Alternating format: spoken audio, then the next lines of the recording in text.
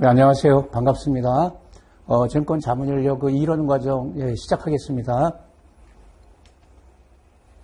네, 제가 이제 맡은 과목이 이제 1과목입니다. 그게 이제 3개 파트죠. 경기 분석, 기본적, 기술적 분석. 많지는 않고요. 네, 여러분 이제 합격하셔야 되니까 응원하고 합격하시는데 이제 도움이 되도록 최선 다하겠습니다. 네, 시작할까요? 첫 번째 교재 준비되셨죠? 교재 없으시면 요 PPT 그 교재하고 똑같은 순서를 이렇게 구성을 했기 때문에 지장 없을 겁니다. 첫 번째 이제 경기 분석 볼게요, 여러분.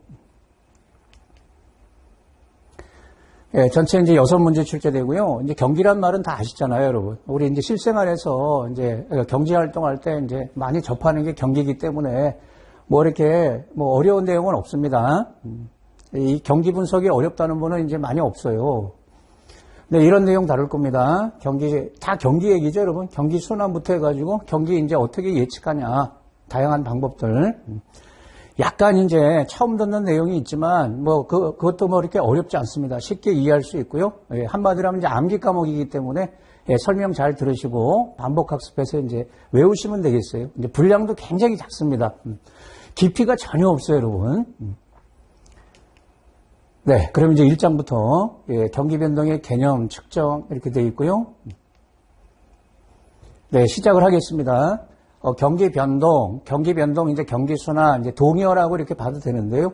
일단 이제 경기가 뭐냐, 이제 생소하진 않은데 경기가 우리가 이제 좋다, 나쁘다 이런 표현 쓰지 않습니까? 그래서 이렇게 정의를 내리는 거예요. 한 나라에서 경제의 이제 총체적인 활동 수준 이걸 보고 좋다, 나쁘다 이제 판단하겠다. 근데 여기에 이제 그 총체적 활동 수준 그러면 전반적으로 다 본다는 겁니다. 뭐 외우지 마시고요. 그냥 이해하시면 돼요. 뭐 생산, 소비, 투자 이런 것은 이제 실물 부분이라고 얘기하죠. 우리 실물 경기 이런 표현 쓰잖아요. 그것뿐만이 아니고 주식시장, 뭐 금리 이런 이제 금융 부분도 경기에 영향을 주는 거고 또 수출 수입, 해외 부분이죠. 이런 이제 전체적인 부분을 다 총괄해서 경기를 이제 파악하는 거다 이런 뜻이고요.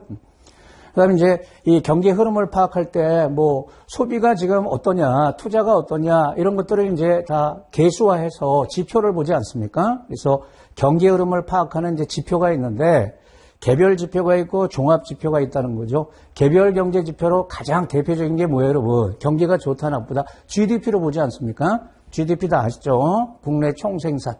이게 한 나라 경제 규모를 얘기하고 또 이 GDP 증가율이 경제 성장률하고 같은 거죠. 그러니까 하나의 지표로는 이게 대표적인 건데 이것만 보는 게 아니고 이제 종합 경기 지표라는 게 있습니다. 이것은 자 이런 것들을 파악하는 하나하나 개별 경제 지표들이 있겠죠. 그런 것들을 섞어가지고요 이제 지수로 만들어서 보는 거예요. 여러 개 지표들을 그래서 종합이란 말을 쓴 거고요. 여기 종합지수 이제 CI가 있고 확산지수 DI가 있는데 요거 이제 마지막 시간에 자세하게 다룰 겁니다. 넘어갈까요? 2절로 가가지고요. 경기 순환 과정 보겠습니다. 경기 순환이란 말이 나와 있는데 역시 이제 경기 순환이 뭐냐? 그 이제 정의부터 살피자는 겁니다.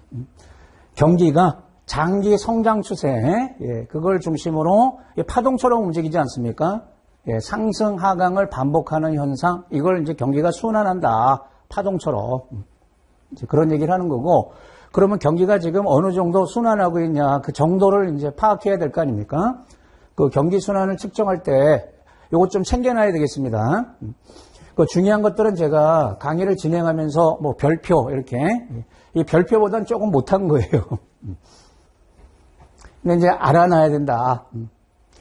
자, 경기 순환을 측정할 때 우리가 이제 뭘 갖고 봐요? 지표를 보지 않습니까? 이제 거시경제 지표 또는 뭐 경제 지표 이런 표현을 쓰는데 근데 이와 같은 지표들은 다 무슨 자료다? 시계열 자료라고 불러요. 월별로 이렇게 시간하고 관련이 있잖아요. 월별, 분기별, 연도별 이렇게 이제 발표되는 자료들을 시계열 자료라고 표현하는데 이런 시계열 자료에는 크게 이제 4가지 변동 요인이 이제 포함돼서 나타나는 거예요. 추세, 순환, 계절, 불규칙 변동. 이런 이제 4가지 변동 요인으로 이제 시계열 그 수치들이 나타난다는 겁니다. 자료에. 그래서 시계열 지표를 이용해 가지고 예를 들면 GDP죠. 경기를 분석할 때 그럼 주의할 게 있다는 겁니다. 경기와 관련성이 낮은 게 여기서 두 개가 있어요. 비경기 요인이라고 얘기하는데요. 계절적 변동하고 불규칙 변동 있죠? 이것은 제거를 한다는 거예요. 제거를 하고 뭐하고 제가 이제 색깔을 강조해놨죠? 추세 순환 변동치. 이걸 가지고 이제 경기를 파악한다는 겁니다. 시계열 자료로 경기를 분석할 때는 알아놔야 되고요. 그 다음에 특히 경제 성장 속도가 굉장히 빠를 경우에 우리나라 여러분 70년대 보면 아주 고성장하지 않았습니까? 그럴 때는 또 어떻게 해야 되냐면 높은 증가 추세를 이렇게 보일 때는 속도가 그럴 때는 뭐까지 요 두 개 중에서 추세 변동 요인 있죠? 그것까지 제거하고 궁극적으로 뭐요? 순환 변동 요인. 이걸 가지고 경기 변동을 파악한다는 겁니다. 그래서 경기 변동 그러면 네 가지 요인이 있는데 핵심이 뭐라는 거예요? 순환 요인이다. 그래서 경기 순환, 경기 변동 같은 의미로 보는데 조금만 보충 설명 드려볼게요. 예를 들어서 경기를 파악할 때 우리 이제 GDP를 보지 않습니까? 근데 이제 GDP 요 변동치 안에는 크게 추세 요인도 들어가 있고 순환 요인, 사이클이죠? 시즌, 계절적 요인이 들어가 있고 일레귤러, 그래서 이제 그 불규칙 요인 이런 것들이 들어가 있다. 예를 들어서 이 GDP를 측정했더니 변동치가 뭐 전년보다 50이 증가했다 이렇게 가정을 해볼게요. 50이 늘었어요. 근데 봤더니 50 중에서 요 추세 요인이 예를 들어 10이고 요게 30, 7, 3 이렇게 해볼까요? 그러면 실제 경기의 변동분이 50이라고 볼 수 없다. 여기서 경기하고 상관없이 나타나는 게 요 계절 요인하고 불규칙 요인이다. 이것은 이제 비경기적 요인이기 때문에 이걸 제거하고 40으로 본다는 겁니다. 40으로. 왜냐면 이거는 경기하고 상관없이 여러분 계절적 요인 예를 들면 뭐가 있어요, 여러분? 3월 달에 실업률 지표가 굉장히 높아져요. 갑자기 높아져요. 그것은 2월 달에 졸업생들이 쏟아져 나오기 때문에 일시적 현상으로 3월 실업률 지표가 올라가더라. 경기와 상관없이. 예를 들면 그런 거죠. 불규칙 요인도 갑자기 태풍이 왔다. 파업이 이루어졌다. 그래서 이제 영향받는 거니까 이런 것들은 제거하고 보겠다는 겁니다. 이해되셨죠? 그럼 어떻게 제거하냐? 이제 그런 내용들은 우리 교재에 없어요.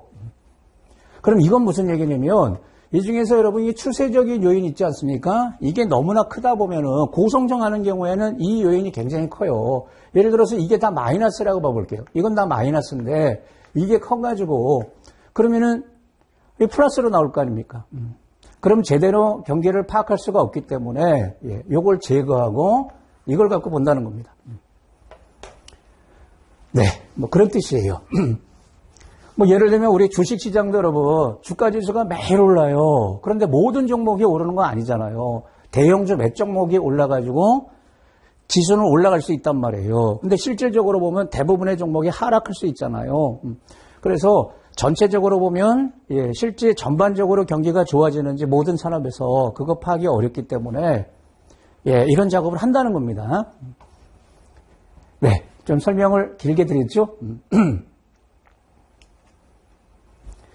자, 이번에는 이제 경기 순환 과정을 보겠습니다. 여기 이제 그림을 잠깐 봐보겠습니다. 그러니까 어느 나라든지 장기적으로 보면 이렇게 이제 추세가 있다는 거예요. 장기적으로 이제 성장한다는 겁니다. 왜냐하면 인구도 늘어나고 그만큼 이제 물건을 생산할 거 아닙니까? 또 기술도 개발되고 자본도 축적되는 거기 때문에 장기적으로는 이렇게 완만하게 성장하는데 근데 단기적으로 보면 이렇게 이제 부침이 있는 거죠. 좋을 때도 있고 안 좋을 때도 있고 이렇게 이제 순환한다는 겁니다. 그러면 우리가 이제 표현할 때 여기를 저점이라고 표현해요. 제일 바닥이죠. 경기가 제일 좋은 꼭지점을 갖다 정점이라고 표현하고요. 저점, 정점. 그 다음에 또 저점이 오고 이런 식으로 이제 지그재그로 움직이는데 여기 저점부터 저점, 정점부터 또는 그 다음 정점. 그것을 한 사이클이라고 얘기한단 말이에요. 그게 이제 순환 주기입니다. 한 사이클. 그럼 이 안에, 한 사이클 안에 이렇게 네 개로 회복기, 호황기, 후퇴기, 불황. 이런 식으로, 네 단계로 나눠서 이렇게 이제 분석할 수도 있다는 거예요. 한 사이클 중에 지금 호황기냐, 불황기냐, 여기에 따른 이제 특징들이 있으니까. 그런데 지금 이렇게 잘 안 보고요. 왜냐하면 요 회복하고 호황을 무자르듯이 구분하기가 어려워요. 이쪽도 마찬가지예요. 후퇴하고 불황. 구분이 어려워서 이걸 묶어서 경기가 저점에서 정점까지 꾸준히 좋아지는 국면 있죠? 그것을 확장 국면이다. 요 두 개를 그냥 다 묶어서 경기가 꾸준히 하강하는, 좀 위축되는 국면이 되겠죠? 그것을 수축 국면이다. 이렇게 두 단계로 나눠서 이제 분석을 한다. 그러니까, 네 단계로 나눠서 분석할 수도 있고, 두 개로 나눠서 분석할 수도 있는데, 이 방법을 많이 쓰고 있습니다. 지금 확장 국면인지 수축 국면인지. 자, 여기 보시면, 요 이제 그림, 그 용어들이 있지 않습니까? 경기 순환 과정에서 이제 우리가 용어를 사용하는데, 여기 5가지가 있네요. 순환주기 안에 확장 국면이 있고, 이제 수축 국면이 있단 말이에요. 기준 순환일, 순환 진폭, 다른 말로 순환 심도인데요. 이거 알아놔야 됩니다. 여러분, 이 용어도 시험에 나오기 때문에 어렵진 않죠. 자, 순환주기는 한 사이클이잖아요. 이런 말 나오면 순환주기죠. 저점에서 다음 저점, 또는 정점 가지고 판단할 수도 있어요. 정점에서 그 다음 정점까지의 기간. 이게 이제 몇 개월이냐. 이걸 이제 순환주기.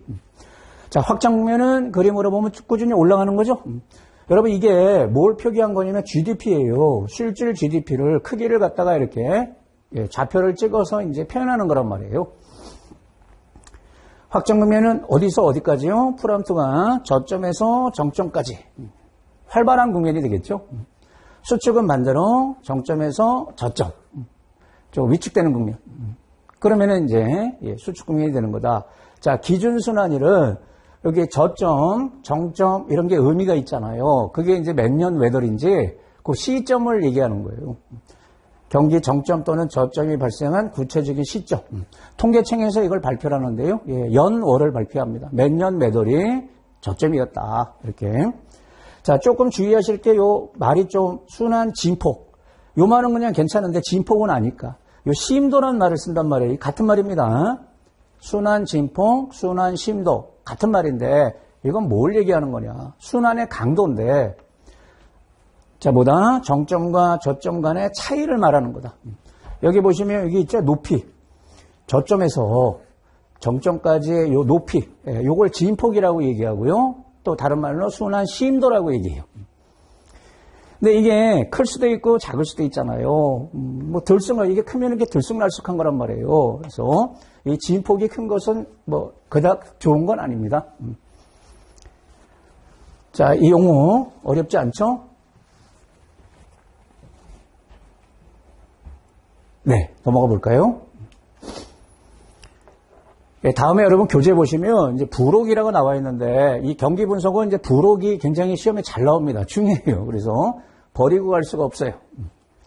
일단 이제 부록에 뭘 담아놨냐면 주요 이제 경기를 파악하는 이제 시계열 지표들, 거시경제 지표들이 이제 나와 있는데 일단 들어가기 전에 이런 것들이 나와 있습니다, 여러분. 실물 경제를 보는 거예요. 실물 부분, GDP 이제 뭐 각종 이제 산업활동 지표들, 뭐 이와 같은 것들. 그 다음에 이제 물가지수 있죠. 물가도 중요하지 않습니까? 근데 이제 3가지가 나옵니다. 소비자 물가지수, 생산자 물가지수, 그 다음에 GDP 디플레이터. 일단 통화지표 다룹니다. 통화지표가 이게 4가지가 있죠, 여러분. 유동성 기준으로 이제 4가지로 이렇게 분류를 해요. 그 다음에 이제 돈이 잘 도는지, 돈의 회전율. 이제 그것을 측정하는 게 통화 유통 속도라고 얘기합니다. 화폐 평균 거래 횟수. 돈이 얼마나 거래에 사용이 됐냐, 몇 번 돌았냐. 마지막에 이제 금리는 간단하게 살펴볼게요. 자, 그러면 이제 하나씩 볼게요, 여러분. 자, 실물 경제 지표 중에서 이제 가장 대표적인 게 GDP입니다. GDP, 국내 총생산. 그래서 요 GDP를 어떻게 정해요? 한 나라죠, 여러분. 이 도메스틱이잖아요. 그래서 한 나라 안에서 대한민국 안에서 새롭게 생산된 최종 재화 서비스 요것을 시장 가치, 이걸 이제 가치를 계산해야 되니까 이제 금액을 곱해가지고요. 합한 금액, 그게 이제 GDP다. 이걸 가지고 경제 규모, 경제 성장률 다 측정을 하더라. 그런 뜻이고요. 하나의 개별 지표 중에서 경기를 파악할 때 가장 탁월한 게 GDP잖아요, 여러분. 근데 이 GDP, 우리나라 GDP 어디서 산출하냐? 한국은행에서 산출합니다, 여러분. 한국은행. 중요한 것들은 한국은행이 산출을 하고요. 그 다음에 대부분의 이제 통계 지표들은 통계청에서 이제 산출을 해요. 그런데 여기 좀 알아두셔야 돼요. 어떻게 산출한다? 분기, 연도별로. 그러니까 월별로 GDP가 나오진 않죠, 여러분. 월별로는 나오지 않고 분기, 그 다음에 연도별로 이제 추계를 한다. 그리고 두 가지 부분으로 이제 나눠서 구분한다. 명목 가격으로 가격을 곱해서 이제 시장 가치 가격이란 말이에요. 생산량에다가 가격을 곱하는데 명목 가격을 곱해서 계산한 게 이제 잘 아시는 명목 GDP가 되고요. 불변 가격이라는 게 있습니다. 이걸 다른 말로 이제 기준 연도 가격을 쓴다 그래서 기준 가격이라고 불러요. 이게 이제 실질 GDP입니다. 이렇게 구분해서 이제 측정을 하는데 이 이유가 뭐냐면 요 차를 가지고 물가 변화를 파악하는 거죠. 물가. GDP, 지출 측면에서 GDP를 보면 이렇게 구성이 되어 있어요. 소비, 투자, 정부 지출, 수출, 수입, 차, 순수출. 이게 이제 GDP를 구성하는 거다. 그러면 제가 이제 그 그림을 하나 준비했는데 이걸 외우라는 게 아니고요. 자, 여기서 어떤 게 비중이 크겠냐, 이제 그런 것들은 좀 알아둘 필요가 있죠, 여러분. 그러니까 GDP의 구성 비중 중에서 소비가 클 것 같아요, 여러분. 정부 지출이 클 것 같아요. 대부분의 선진국들이 소비 비중이 제일 큽니다. 민간 소비 부분이. 이게 제일 커요. 요 그래프가 이제 그걸 말해주고 있는 건데요. 여기 한 48% 정도 이렇게 2022년 기준으로 그냥 참고만 하시면 되는데 전체 중에서 48% 정도 차지하고 그 다음 요 투자가 33%입니다. 여기 투자는 고정 투자하고 이제 재고 투자라는 게 있는데요. 그거 합하면 한 33% 정도 되고요. 그 다음에 정부 지출이 한 19% 정도 비중을 차지해요. 이거 더하면 100%예요. 그러면 순수출은 거의 영향을 안 줘요. 0%예요. 무슨 말이냐면 우리나라 같은 경우 수출 비중이 큰 나라라는 거 다 아시잖아요. 근데 수출하고 수입 비중이 수입은 우리나라에 생산한 게 아니니까 이제 빼야 될 거 아닙니까? 근데 비슷비슷해서 순수출은 거의 제로에 가깝습니다. 이게 제일 크더라. 아, 그렇구나. 그러면 우리가 이제 정부가 나서서 경제를 부양한다. 뭐 이런 얘기 하지 않습니까? 그러면 뭐가 살아나는 게 제일 좋아요? 비중 큰 것부터 살려야 될 거 아니에요. 소비를 살리는 게 제일 중요하겠죠. 비중이 크니까. 이게 잘 안 되면 투자. 그게 잘 안 되면 그 다음에 이제 정부가 나서는 거죠. 기업한테 투자하라 그러고 그것도 잘 안 되면 정부가 이제 일자리 만드는 거죠.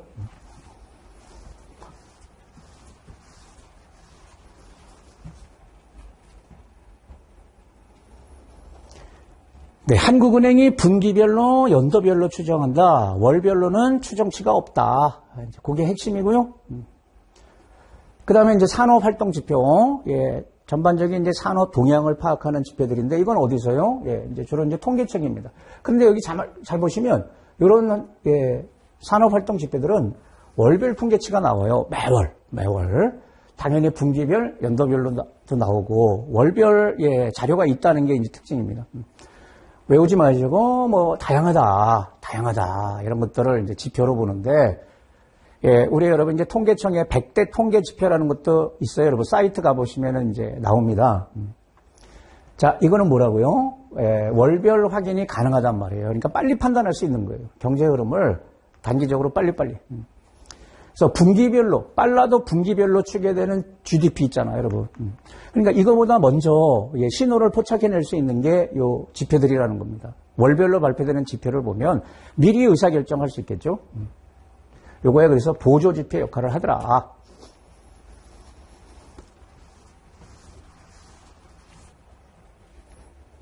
네. 자, 이번에 이제 물가지수입니다. 물가 굉장히 중요하잖아요, 여러분. 우리 이제 봉급은 안 오르는데 물가가 올라가면 고통스럽지 않습니까? 이 물가지수를 고통지수라고도 얘기해요. 근데 이제 세 가지가 있습니다. 소비자 물가지수, 그거부터 볼게요, 여러분. 영어로 이제 CPI라고 합니다. CPI 이런 말 이제 많이 쓰죠. 자, 소비자 물가지수는 어떻게 측정하는 거다? 소비 생활에 필요한 재화 서비스, 그 가격 변동을 조사를 해가지고, 도시가계란 말이 나와 있죠? 농촌이 아니고 도시가계의 생계비 내지 구매력을 이제 측정한 거다. 그러니까 뭐 설탕 가격이 얼마나 변했는지, 밀가루 가격은 얼마나 변했는지, 주로 이제 생필품. 근데 왜 도시가계 생계비라고 이렇게 표현을 하냐면, 이 소비자 물가지수가 이 조사 대상 지역이 도시 지역이에요, 여러분. 서울을 포함한 예, 38개. 이거 여러분 외우시겠어요? 이걸 시험에 내겠어요? 이거 외우는 거 아닙니다. 그냥 이렇게 하고 있더라. 예, 38개 주요 도시 지역의 물가 변동을 파악을 해가지고 작성하는 거다. 그리고 조사 대상 품목도 이런 식으로 하고 있다. 역시 참고. 소비 지출에서 차지하는 비중이 그래도 어느 정도 돼야 되겠죠? 예, 10,000분의 1 이상인 몇 종목이요? 460개 품목. 이것을 이제 조사를 하는 거예요. 전수 조사는 아니고 이제 샘플링 하는 거죠. 근데 이제 이 비중을 둔 이유는 뭐겠어요, 여러분? 예를 들어서 우리가 이제 소비 지출할 때 여러 가지 쓰는데 여러분 이쑤시개 이런 거는 별로 영향 안 주잖아요, 여러분. 이쑤시개나 면봉 가격 오르는 게 우리한테 중요합니까? 또는 고가품 중에서 미술품 가격 오르는 게 우리한테 중요해요? 그런 거 안 중요하잖아요. 그래서 이제 그런 것들을 걸러내겠다는 겁니다. 자, 제일 여기서 중요한 게 시험용으로는 요겁니다, 여러분. 소비자 물가지수 만약에 시험에 나잖아요. 그럼 이걸 잘 보시면 돼요. 얘는 어떤 특징이 있냐면 조사 대상 품목의 최종 소비재 또는 서비스이기 때문에 자, 임금이 차지하는 비중이 높다, 낮다? 자, 낮다 그러면 안 됩니다. 임금 비중이 높더라. 여러분 임금이 올라가잖아요. 그게 바로 소비자 물가지수에 반영이 돼요. 왜냐면 임금이 여기 서비스에 들어가는 거잖아요, 여러분. 그래서 예, 임금이 영향을 많이 주고요. CPI에는. 그런데 경기 변동에는 크게 민감하다, 민감하지 않다? 민감하지 않다는 겁니다. 민감하다 그러면 틀리겠죠. 낮다 그래도 틀리고. 이것만 주의하시면 돼요. 왜 경기 변동에 민감하지 않냐면 이게 생필품이 대부분이잖아요, 여러분. 우리가 경기 좋다고 여러분 4끼 먹을 수 없잖아요. 경기 안 좋다고 한 끼만 먹을 수 있나요? 그럴 수가 없어서 크게 이렇게 민감하게 변하지는 않더라. 경기에 따라서. 이게 CPI의 특징입니다. 자, 다음. 이번엔 생산자 물가지수입니다. PPI. 이거는 기업들한테 관련이 있는 거 여러분 소비자가 아니고 생산자 물가지수니까 즉 기업들이 구입하는 재화 서비스의 가격 변동을 이제 측정한 거다. 기업들도 물건을 생산하기 위해서는 원자재도 들여와야 되고 그렇지 않겠습니까? 그걸 보는 거죠. 그래서 최종재, 원자재, 중간재 등의 가격을 조사를 해서 이제 지수화하는 건데 역시 얘도 조사 이제 기준 가격 요것만 좀 봐볼까요, 여러분? 요 생산자 물가지수는 공장도 가격이란 말을 많이 쓰는데 이게 공식 용어가 생산자 출하 가격입니다. 요게 얼마나 변했냐? 공장도 가격이 생산자 출하 가격. 이것으로 이제 측정을 하는데 역시 예, 샘플링 하는 겁니다. 역시 10,000분의 1이죠, 여러분. 전체에서 비중이 어느 정도 되는 거, 10,000분의 1 이상 되는 거, 이건 품목이 더 많아요. 892개. 예, 이렇게 이제 조사를 한다는 겁니다. 자, 이거는 우리한테 직접적인 이제 영향을 안 주는데 CPI가 우리한테 이제 영향을 주는 건데 그런데도 이게 간접적으로 영향을 주기 때문에 이제 볼 필요가 있다는 겁니다. PPI는 CPI 변동을 예측할 때 이제 유용하다는 겁니다. 이해되시죠, 여러분? 생산자 물가지수가 오르면 그러면 생산자들이 어떻게 되겠어요? 그 가격을 어디에 반영하려고 하겠어요? 소비자 물가지수에 반영되겠죠. 왜냐하면 가격을 올리니까 자기네들이 생산한 제품의 가격을 비싸게 팔 테니까. 그러면 CPI에 영향을 줄 수밖에 없다. 자, 세 번째입니다. GDP 디플레이터입니다. GDP 디플레이터. 디플레이터라는 말은 이제 그 거품을 뺀다 이런 의미를 갖고 있는데요. 자, GDP는 경제 규모를 파악하는 경기 지표인데 여기에 디플레이터가 붙으면 이거는 물가지수입니다. 근데 GDP를 갖고 계산해서 이런 말을 쓰는 겁니다. 한 나라 안에서 생산된 모든 최종 생산물의 평균 가격을 나타내는 아주 포괄적이고 종합적인 물가지수. 그러면 GDP 디플레이터. 앞에 여러분 CPI, PPI 이거 있잖아요. 이거와는 달리 재화 서비스 가격 변동을 직접 조사해서 측정한다. 그렇지 않다? 예. 직접 조사 안 합니다. 이것은 GDP를 갖고 계산하는 거니까. 그런 물가지수가 아니다. 어떻게 계산하냐? 여기 명목 GDP, 실질 GDP 간에 이제 비율로 측정합니다. 요 이제 알아두셔야 되겠죠, 여러분? 이거 계산할 수 있어야 되겠습니다. GDP 디플레이터는 분자가 명목 GDP고요. 분모가 실질 GDP입니다. 그리고 곱하기 100 하는 거예요. 물가지수는 100이 기준이잖아요. 그래서 이제 100보다 올랐냐 떨어졌냐. 일종의 이제 퍼센트 개념인데 그럼 명목 GDP는 뭐예요, 여러분? 명목 가격으로 예, 계산한 거기 때문에 물가가 그대로 들어가 있는 겁니다. 반영되어 있는 거고요. 실질 GDP는 거기서 이제 물가 요인을 제거하는 겁니다. 제거하는 거. 그게 실질 GDP다.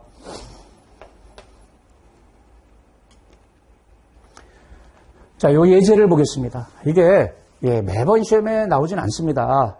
자주 나오진 않는데 난 적이 있어요. 그래서 요 우리 좀 어떻게 계산하는지 알아둘 필요가 있다. 출제가 된 바가 있습니다. 지금 이렇게 한 나라가 있는데요. 그냥 딱 두 개만 볼게요, 여러분. 자동차하고 휴대폰만 생산하는 국가가 있다. 근데 뭐 4년도에 GDP 디플레이터를 요 자료를 갖고 이제 계산을 하는 겁니다. 기준연도는 이제 0년이다. 통상 우리나라 같은 경우 5년 단위로 기준연도를 잡고요. 예, 이제 실질 GDP 계산하게 돼 있어요. 그럼 여기 보시면 지금 요 4년도 있지 않습니까? 뭐 4년도 이때 이제 GDP 디플레이터를 계산하는 건데요. 그러면은 명목 GDP 2004년도 그냥 2004년이라고 할게요, 여러분. 2004년도에 명목 GDP 실질 GDP를 계산해야 되는데 자, 어떻게 계산해요, 여러분? 여기 생산량이 있잖아요, 여러분. 자동차는 몇 대 생산했어요? 20대. 그리고 휴대폰은 이렇게 가정할게요, 여러분. 10개 생산을 했다. 그럼 명목 GDP는 요 수량에다가 이걸 이제 시장 가치를 계산해야 되니까 여기다 금액을 곱해야 되잖아요. 그게 가격이란 말이에요. 그럼 요 가격을 곱하는 거죠, 이렇게. 이렇게. 이게 명목 GDP죠. 그럼 실질 GDP는 어떻게 계산할까요, 여러분? 실질 GDP. 그럼 수량은 요걸 그대로 갖고요. 여기다 가격을 요걸 곱하는 게 아니고 이걸 곱하는 겁니다. 기준연도 가격. 이걸로 곱해서 계산하는 게 실질 GDP죠. 그러니까 실질 GDP 계산할 때 요 수량은 요거 쓰는 게 아닙니다. 이거 아무 상관없죠. 자, 그러면 자, 명목 GDP 계산하면 어떻게 돼요? 요렇게 두 개 곱하고 요렇게 두 개 곱해서 더하는 거죠. 수량에다가 요때 가격. 예, 여기 10개에다가 50. 그럼 이렇게 나오고 자, 실질 GDP, 예, 실수하면 안 돼요. 실질 GDP는 수량은 다 2004년도 걸 써야 돼요. 그대로 쓰고, 요 가격을 기준연도 가격으로 계산하는 거예요. 그러면 1,500, 이렇게 계산해 보세요. 그리고 나서 이제, 그럼 GDP 디플레이터, 그러면 명목 GDP 2,500을 갖다가 실질 GDP 1,500으로 나누고 곱하기 100. 그러면 수치가 166, 이렇게 나옵니다. 그러면 이게 무슨 뜻이다? 예, 166% 물가가 올랐다는 게 아니고 100이 기준이니까 66% 올랐다는 겁니다. 기준연도에 비해서 66% 물가 상승을 지금 보인 거다. 이게 예, GDP 디플레이터예요. 시험에서 요걸 물어요. 166 이걸 찾아야 됩니다.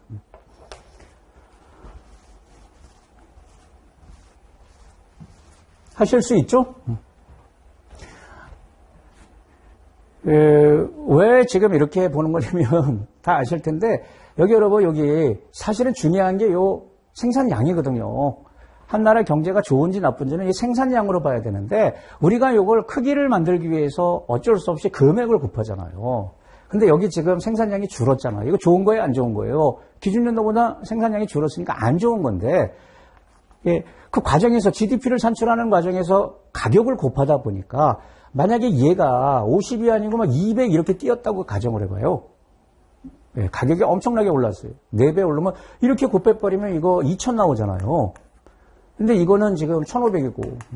그러면 실제로 생산량이 줄었는데 가격이 뛰어서 GDP가 크게 나오니까 예, 그 GDP 자체, 명목 GDP 자체를 보면 안 된다. 그래서 경기도 실질 GDP를 보는 거예요. 실질 GDP. 이걸 보는 거예요. 이걸.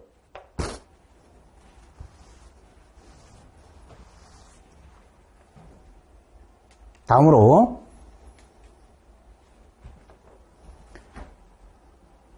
통화지표를 보겠습니다. 통화지표.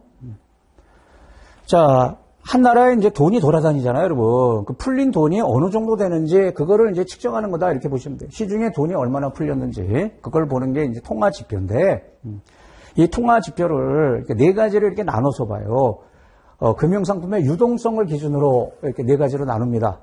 기호로 M1, M2, LF, L. 우리말로 협의의 통화, 협의통화, 광의통화, 금융기관 유동성. 요 F가 이제 금융기관이라는 뜻이고요. L 그러면 광의 유동성인데요. 예, 기본적으로 여기에 좀 이해하시면 그 M화는 어떤 걸 말하는 거냐면 우리 화폐 기능 중에 여러분 핵심 기능이 뭐예요? 지급결제 기능이죠. 우리가 물건 거래하면서 돈 주고받잖아요. 돈이 화폐니까. 요 수단을 중시해서 이제 따로 측정하는 게 M환입니다. 유동성이 아주 높은 거. 거의 현금성 상품들 있죠. 그 다음에 이제 광의통화 M2는 M환에다가 더 확장하는 겁니다. M환 이외에 좀 유동성이 높은 거. 그런데 여기 중요한 말이 있는데요. 이제 통상 만기 2년 이상 상품은 M2에서 제외시켜요. 그것은 LF로 들어가요. 만기 2년 기준으로. 그리고 금융기관 유동성은 요 M2에다가 더 집어넣는 건데, 만기 2년 이상이란 말이 있죠. 금융상품하고 M2에서 제외된 여기 증권금융, 생보사, 상품까지도 집어넣고, 한 나라 전체 유동성, 그게 이제 광의 유동성 L이라고 표현하는데, 이건 이제 비금융기관까지도 집어넣는 거다. 요 LF는 금융기관 유동성이니까. 그럼 비금융기관 그럼 뭐예요? 정부나 기업 있죠, 여러분. 기업들이 채권 발행할 수 있잖아요. 국채나 회사채. 이런 것들은 광의 유동성인 L에 들어가요. 그래서 자, 이 표를 보시면 이제 시험이 여기서 출제가 되면 이거를 시험에 대비를 해야 됩니다, 여러분. 이거 구분하는 겁니다. 그럼 어떻게 하시면 되냐면 일단 M화는 외우세요. M화는 딱 세 가지밖에 없습니다. 요걸 외우는 겁니다. M화는 딱 세 가지입니다. 현금. 우리 호주머니에 있는 현금 있죠, 여러분? 현금. 그리고 요구불 예금. 요구불은 즉시 찾을 수 있는 거잖아요. 그 다음에 수시, 입출시. 이것도 원할 때 얼마든지 찾을 수 있으니까 요구불 예금, 수시, 입출식 예금. 지금 돈을 다 집안에 보관하지 않잖아요, 여러분. 은행에 우리 돈이 있기 때문에. 예, 그걸 보는 겁니다. 이 세 가지가 협의의 통화 M환이고요.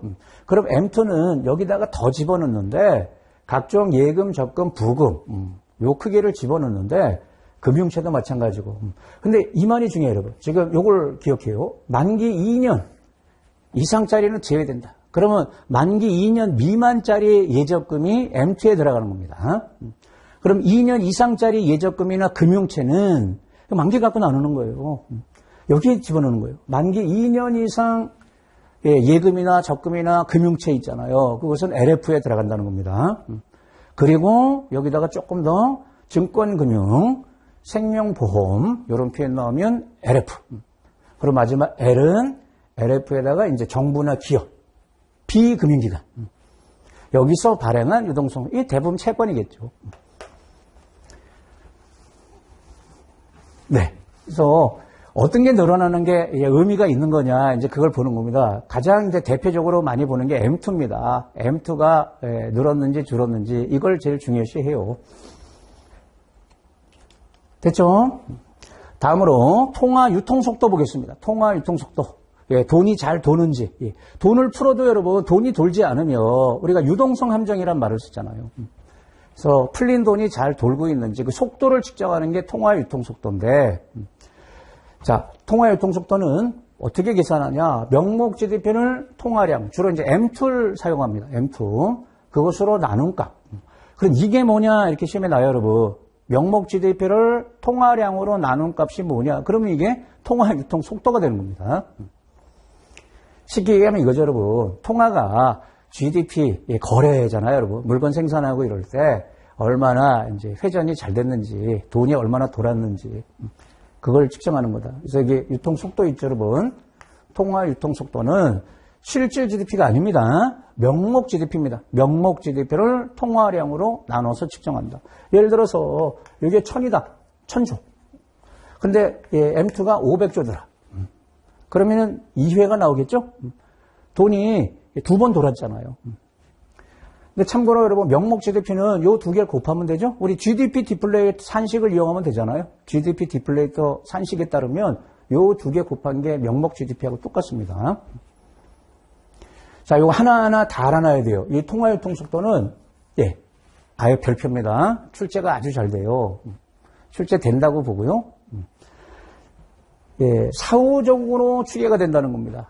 느낌 오시죠? 왜냐하면 GDP가 나와야 측정할 거 아닙니까? 근데 올해 GDP는 내년 가야 나올 거잖아요.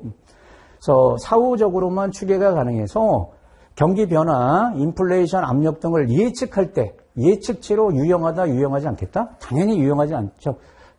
예, 사후적으로 나오니까 예측하는 데는 유용하지 않더라. 이렇게 이해하시고요. 자, 우리나라 같은 경우 장기적으로 이 통화 유통 속도가 상승하고 있다, 하락하고 있다? 하락하는 추세라는 겁니다. 하락하는 추세. 그러니까 돈이 잘 안 돈다. 대부분의 선진국들이 다 마찬가지입니다. 하락하는 추세다. 그러면 이 하락한다는 게 무슨 의미를 갖고 있냐? 여기서 수학적으로 볼 수 있죠, 여러분. 이게 하락한다는 것은 이건 큰데 이게 작으면 하락하는 거잖아요. 그래서 명목 GDP 증가율보다 통화량 증가율, 명목 GDP 증가율이 분자값이잖아요.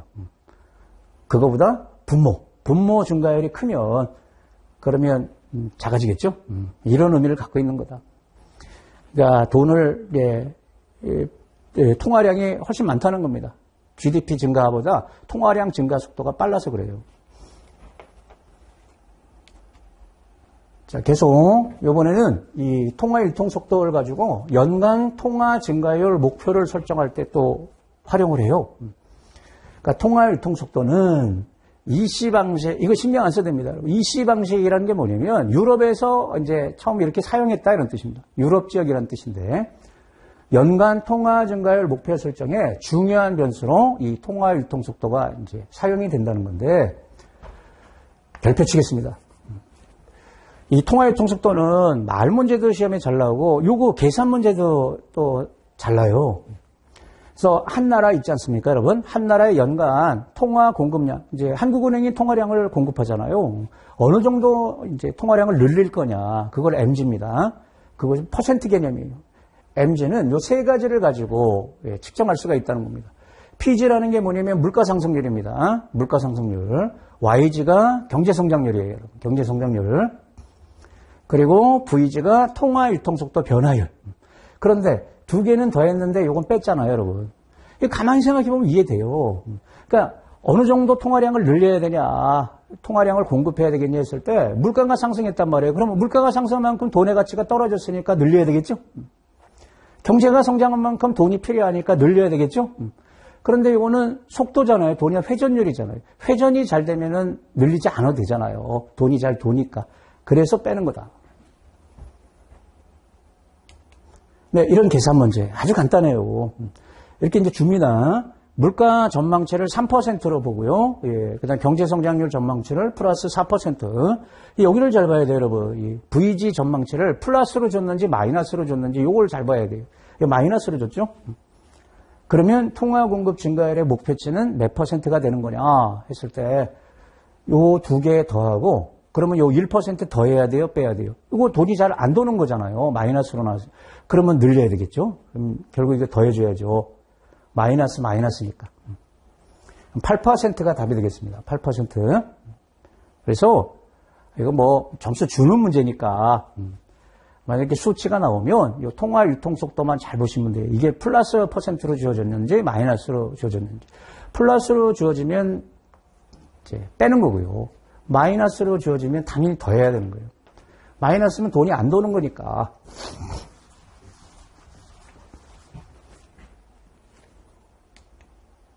예, 마지막 이제 금리 파트는 뭐 시험에 나올 게 없습니다. 금리는. 그런데 금리 굉장히 중요하잖아요. 그리고 이제 금리도 여러 가지 요인에 의해서 이제 변동하는데 그냥 큰 틀에서 두 가지만 좀 살펴보고 갈게요. 경기에 따라서 금리가 올라가고 내려가고 하더라. 경기가 금리에 영향을 줍니다. 그러니까 얘가 얘한테 영향을 주는 거예요. 지금 그걸 보겠다. 그래서 경기가 상승할 때는 여러분 뒤에 어떻게 돼요? 금리 올라가요? 내려가요? 금리 올라가죠? 경기가 좋을 때는 투자 생산 규모 확대에 따라서 자금 수요가 증가한단 말이에요, 여러분. 경기가 좋으니까 기업들 공장 더 짓고 기계 들여오고 하잖아요. 그래서 투자가 늘어나서 자금 수요가 증가하기 때문에 자금 수요가 많으면은 금리 올라가는 거죠. 반대로 경기가 안 좋을 때는 거꾸로 될 거 아닙니까? 축소, 자금 수요 감소. 그러면 돈을 필요로 하지 않으니까 금리는 하락하겠다. 이렇게 경기가 좋을 때는 금리가 올라가고 경기가 안 좋을 때는 일반적으로 금리가 하락하더라. 그 다음에 여기 자본의 한계 수익률하고 금리 이제 요걸 또 얘기하는데요. 요 한계 수익률에는 좀 생소한 말이 나왔잖아요, 여러분. 근데 경제학에서 사용하는 용어인데 이거 쉽게 얘기하면 그냥 이렇게 보시면 돼요, 여러분. 투자 수익률이라고 보시면 돼요. 투자 수익률. 그럼 기업들은 돈을 빌려가지고 그걸 투자를 해서 물건을 팔아서 이익을 내려고 하는 거잖아요. 그러면 기업 입장에서 돈을 빌려서 이제 한계 수익률이라는 게 뭐냐면 어느 정도 투자 수익률을 낼 수 있겠냐. 그게 시장 금리에 영향을 준다는 건데 대부분의 선진국들은 여러분 금리가 낮지 않습니까? 선진국들이 금리가 낮아요. 개발도상국들이 금리가 높잖아요. 우리도 여러분 7, 80년대 금리 두 자리 띄었는데 이제 경험 못할 거예요. 앞으로는. 그 이유가 뭐냐면 이것 때문에 그렇습니다. 투자할 때가 많냐 적냐 이건데 대부분 이제 선진국이 되면 자본 축적이 진행돼서 회사도 이제 여윳돈을 많이 갖게 되고 더 중요한 것은 투자처가 많지 않아요, 여러분. 투자할 때 다 했기 때문에 선진국이 됩니다. 그래서 투자 수익률이 떨어진다는 겁니다. 그러면 투자하려고 하겠어요, 안 하겠어요? 그러니까 돈을 빌려서 투자를 해서 그럼 빌린 거 갚고도 남아야 되는데 그게 여의치 않게 되기 때문에 자금 수요가 감소해서 금리가 이제 떨어지더라. 그래서 선진국들은 자본의 한계 수익률이 떨어지면서 대부분 이제 저금리가 된다는 겁니다. 네, 첫째 시간 여기까지 하고 이제 매 차시마다 이렇게 문제를 좀 풀어드리겠습니다. 같이 문제를 풀어보자고요, 여러분. 이게 이제 거의 이런 식의 이제 기출 문제가 날 거다 보시면 되겠습니다. 자, 이번 시간 다른 것 중에 여러분 경기순환부터 우리 시작을 했었죠. 적절하지 않은 것은 경기순환. 자, 경기순환은 정의가 뭐예요, 여러분? 거시경제 지표로 요약되는 총체적 경제 활동이 경제의 음을.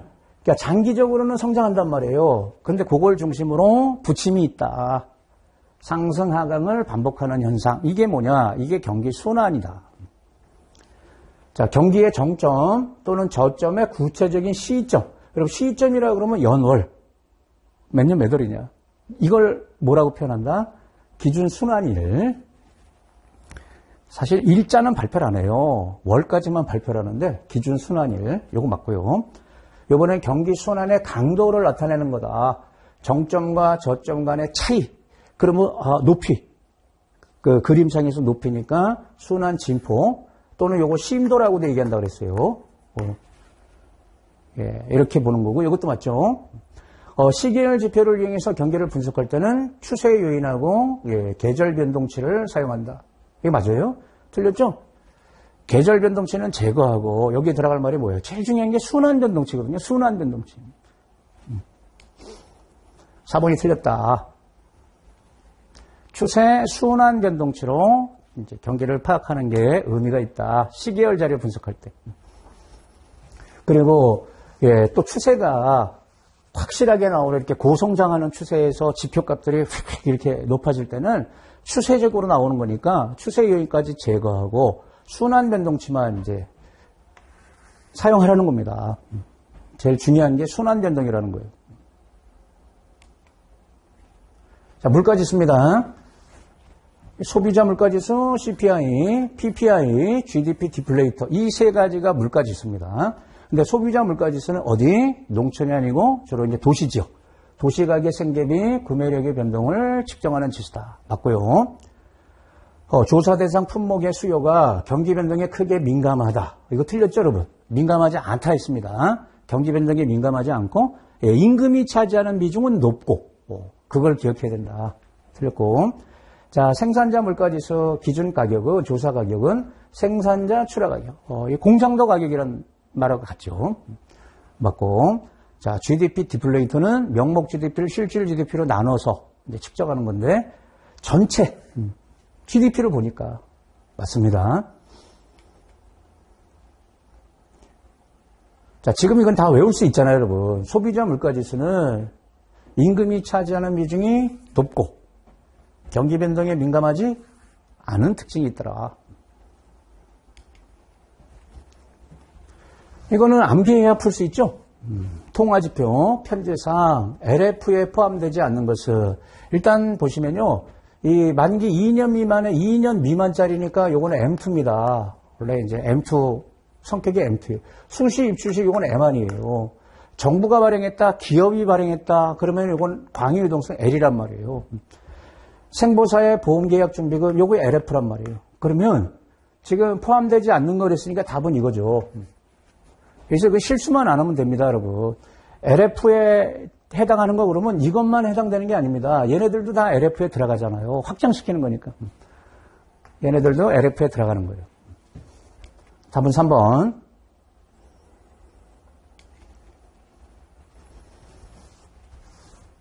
통화 유통속도.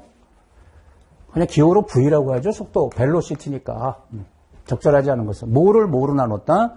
명목 GDP를 통화량으로 나눈 값이다. 실질이 아니고 명목 GDP를 통화량으로 나눈 값. 그러면 통화 유통속도. 그러니까 일정량의 통화량이 일정 기간 동안 몇 번을 회전해서 명목 GDP에 해당하는 만큼의 거래를 뒷받침했는가를 반영하는 거다. 예. 이러면 통화 유통속도. 자, 우리나라 통화 유통속도는 장기적으로 상승한다, 하락한다? 하락하는 추세에 있다. 그러니까 GDP 증가율보다 통화량 증가율이 더 크다는 뜻입니다. 하락하는 추세 맞고, 통화 유통속도는 경기 변화, 인플레이션 압력 등을 예측하는 데 유용하다. 이거 틀렸죠, 여러분? 유용하지 않은 게 답이죠. 왜냐하면 사후적으로 측정이 되니까. 4번이 틀렸고요. 네, 첫째 시간 여기까지 하고요. 예, 다음 시간에 이어가겠습니다. 수고하셨습니다.